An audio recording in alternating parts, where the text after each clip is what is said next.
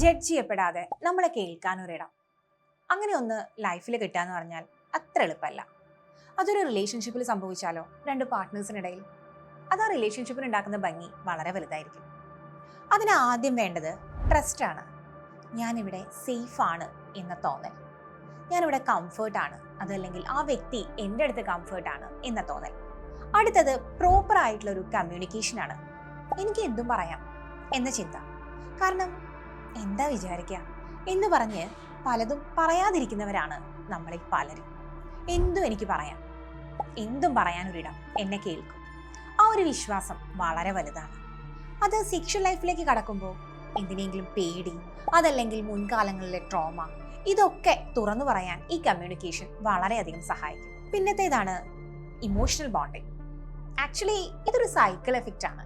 ഒരു good emotional bonding sex ലൈഫിനെ കൂടുതൽ ഇംപ്രൂവ് ചെയ്യുകയാണ് ചെയ്യുക. കാരണം മെന്റലി ഫിസിക്കലി എന്ന പോലെ തന്നെ ഒരു റിലേഷൻഷിപ്പിൽ ഇമോഷണൽ ബോണ്ടിങ്ങിനും സ്ഥാനമുണ്ട്. സോ ഇത് വളരെ എളുപ്പത്തിൽ പറ്റുന്ന ഒരു കാര്യമല്ല, എന്നാൽ ഒരുപാട് കഷ്ടപ്പെടേണ്ട ഒരു കാര്യമല്ല. രണ്ടുപേരുടേതുമായ ഈക്വൽ എഫേർട്ടിൽ സംഭവിക്കുന്ന ഒന്ന് കാര്യമാണ്. നമുക്ക് കേൾക്കാൻ ഒരിടം, അത് ലൈഫിൽ വളരെ പ്രധാനമാണ്.